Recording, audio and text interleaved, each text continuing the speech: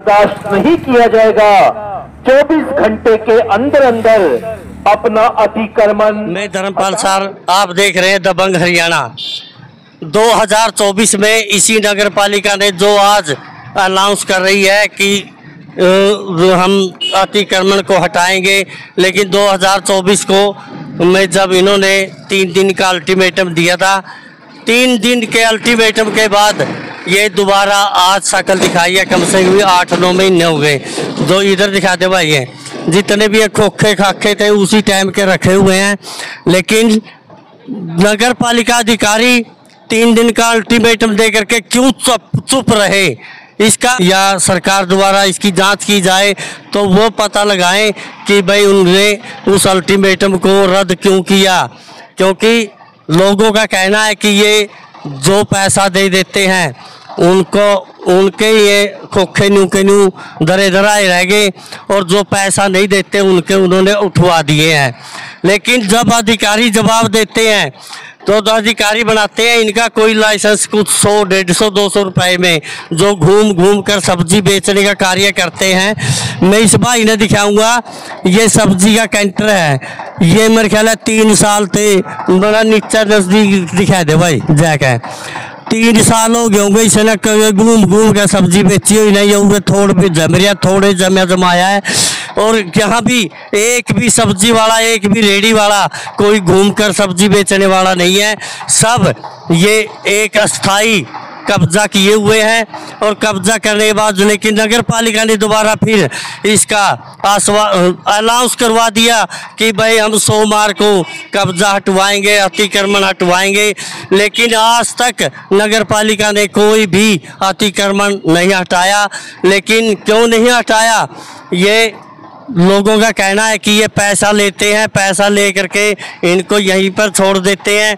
जो पैसा दे देता है उनकी रेडियां जो की तो लगी रहती हैं, और वो सब्जी घूम कर बेचने वाली रेडियां बना करके उनका कोई ऐसा कोई सर्टिफिकेट सा बना के दे देते हैं 150, 200, 250 में। लेकिन वो लेकिन यहाँ पर एक भी ऐसी कोई भी रेडी दिखा दे भाई, कोई भी ऐसी रेडी नहीं है जो घूम करके सब्जी बेचने वाली हो। स्थायी रूप से यहाँ पर सब्जी बेचने का कार्य हो रहा है।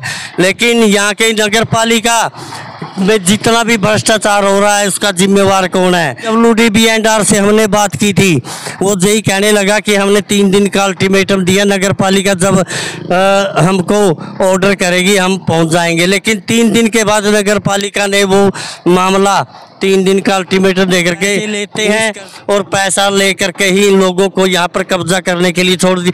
यहाँ पर महिला कॉलेज है, महिला कॉलेज के सामने मस्टंडे खड़े होते हैं। यहाँ बेटियों का पढ़ना और लिखना दुर्भर हो गया है। लेकिन अगर कोई नगर पालिका जिम्मेवार है, अगर या जो कॉलेज का प्रिंसिपल है, क्या वो जिम्मेवार है अगर बेटियों के साथ कोई अनहोनी हो जाती है, कोई बड़ा हादसा हो जाता है, क्या ये प्रिंसिपल और नगर पालिका जवाब देगी? कौन जिम्मेवार होगा इसका? बेटियों के लिए जो ये रास्ता बनाया गया था सीधा बस स्टैंड की कॉलेज, यहाँ पर मस्टंडे बाइक लेकर के खड़े हो सकते हैं। यहाँ खड़ा होना उनके लिए कोई मुश्किल काम नहीं है, क्योंकि यहाँ पर कोई पानी पूरी वाला बैठा है, कोई डबल रोटी वाला बैठा है, कोई सब्जी वाला बैठा है। इसकी आड़ में कुछ शरारती तत्व जब छुट्टी होती है बेटियों की, वो उन जो भी उनका सिस्टम है वो इसलिए यहाँ पर बैठे रहते हैं। लेकिन हमने महिला कॉलेज के प्रिंसिपल से भी बात की थी, लेकिन वो भी अपनी जिम्मेवारी को पल्ला झाड़ कर रहे थे कि ये हमें तो कोई तक कर रहे हो कि हमारे स्कूल की कॉलेज की बेटियों के साथ कोई बड़ा हादसा हो और तब हम जागेंगे। लेकिन प्रिंसिपल भी अपनी जिम्मेवारी से भाग रहा है, और नगर पालिका भी अपनी जिम्मेवारी से भाग रहा है। जिम्मेवारी किसकी बनती है?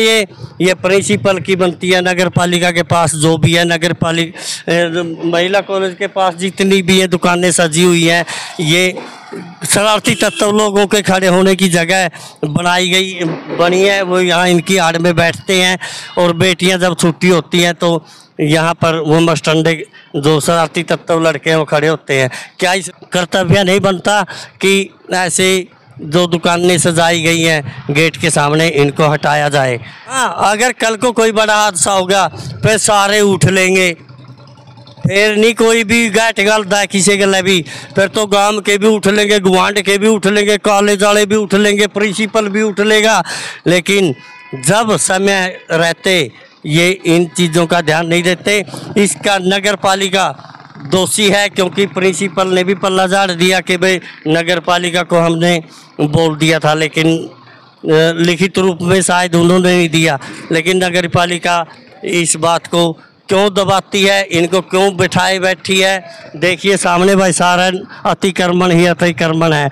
कहीं पर चौतरे बनवा दिए, कहीं पर ये जो नगर पालिका की ज़मीन है वो किराए पे दी है, लेकिन ये उन्होंने चौतरे बनवाने का कोई अड्डी के साथ कोई हादसा हो गया, बहुत इसका जिम्मेवार ये प्रिंसिपल होगा और या फिर नगर पालिका अधिकारी होंगे।